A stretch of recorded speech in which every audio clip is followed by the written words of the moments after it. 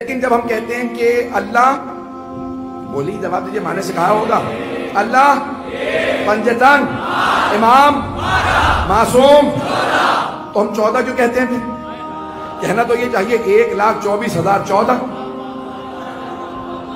مجھے بھی یہی سکھایا اور بالکل صحیح سکھایا، معصوم 14 ہی ہیں، لیکن ہم کہتے ہیں سارے انبیاء معصوم، جناب مریم معصومہ، تو 1,24,000 وہ اور 14 ہمارے۔ تو عزیزان گرامی، کیونکہ عصمت کے بھی درجات ہیں،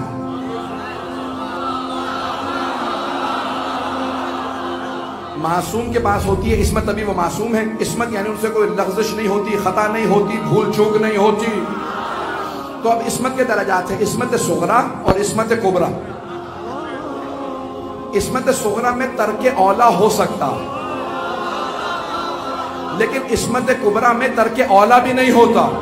جب ہم کہتے ہیں نا معصوم 14، تو یعنی جو عصمت کبرا پہ ہیں وہ صرف 14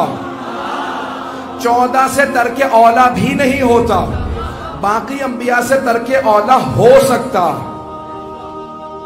اور بہت سے ہوا بھی، سب سے ہوا نہیں ہے لیکن ہو سکتا ترک اولا، یعنی کوئی اولا ہے جو ان سے ترک ہو گیا۔ مجھے تھوڑی سی اور وضاحت کرنی پڑے گی، سنیں گے؟ جناب آدم سے اللہ نے کہا لا تقربا هذه الشجرة فتكون من، اے آدم اس پودے کے قریب نہ جائیے گا، گندم کے قریب نہ جائیے گا۔ یہ مولا نے بتایا گندم، اللہ نے صرف پودا کہا تھا۔ بائبل نے سیب کہہ دیا تھا، مولا سے پوچھا مولا بتائیے کیا تھا، مولا نے کہا گندم۔ یہ وہی بتا سکتا ہے جو وہاں بھی تھا۔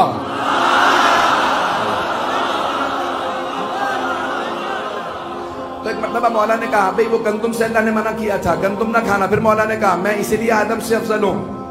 اللہ نے کہا آدم گندم کے قریب نہ جانا، پھر بھی نہ رک سکے، مجھے روکا نہیں تھا، پھر بھی میں پوری زندگی جو پہ جیتا رہا۔ تو اللہ نے جناب آدم سے کہا لا تقربا هذه الشجرة، اس پودے کے قریب نہ جانا۔ تو جناب آدم بار بار وہیں جاتے تھے۔ مولا سے پوچھا کہ مولا یہ آپ کا فرمان ہے الانسان حریص علی ما منع، انسان کو اس چیز کا ہوس ہو جاتا ہے جس سے اس کو منع کر دیا جائے۔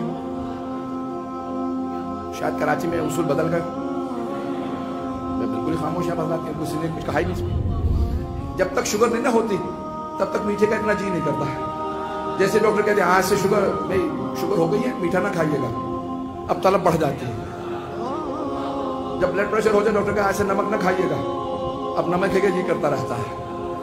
مولا فرماتے ہیں کہ جیسے انسان کو منع کر دیا جائے نا کسی کام سے، یہ کام مت کرنا، اسی کی ہوس ہو جاتی ہے۔ یہ مولا کا فرمان ہے، مولا کا فرمان سنیں گے؟ تو مولا فرماتے ہیں کہ انسان کو جس کام سے منع کر دیا جائے، میں مثال کے طور پہ آپ سب سے کہہ دوں آج رات جب آپ سونے لگے نا تو میری مجلس کو مت سوچیے گا، اب آپ سو ہی نہیں سکیں گے، یہی سوچتے رہیں گے مجلس کو کیوں نہ سوچوں۔ جس کام سے منع کر دیا جائے انسان کو اسی کا ہوس ہو جاتا ہے۔ تو مولا فرماتے ہیں کہ یہ مولا یہ آپ نے فرمایا، مولا نے کہا کیوں؟ کہ تمہیں نہیں پتا انسانوں کے باپ جناب آدم کو اللہ نے کہا تھا اس پودے کے قریب نہ جانا، وہ بار بار وہیں سے گزرتے تھے، کیوں نہ جاؤں؟ جب حرام نہیں ہے تو کیوں نہیں کھا سکتا گندم؟ اللہ نے منع بھی نہیں، حرام نہیں تھی، اگر حرام ہوتا تو پھر عصمت ختم ہو جاتی۔ حرام ہوتا گندم کو کھانا جناب آدم کے لیے تو عصمت ضائع ہو جاتی، ان کی عصمت چلی جاتی، حرام نہیں تھا۔ تو جناب آدم نے صرف ایک مرتبہ، بھئی کتنے ہزار سال پہلے جنت میں اللہ نے روکا، جناب آدم نہ روک سکے، آج تک ساری نسلوں میں عادت آ رہی ہے، آج تک نسلوں میں عادت آ رہی ہے۔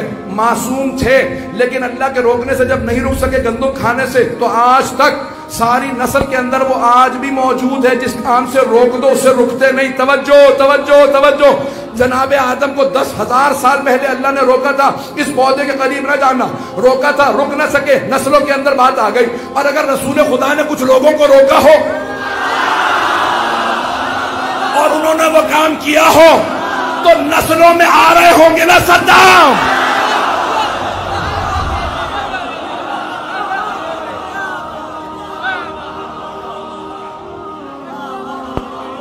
عزیزان گرامی، تو یہ اگر روک دیا جائے تو اب یہاں پہ میں پیش کر رہا ہوں، اگر سننا چاہیں گے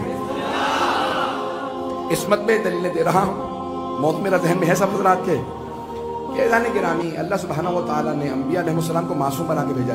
یہ جو 14 ہیں ان سے ترک اولا بھی نہیں ہوتا، لیکن انبیاء سے ترک اولا ہو سکتا ہے۔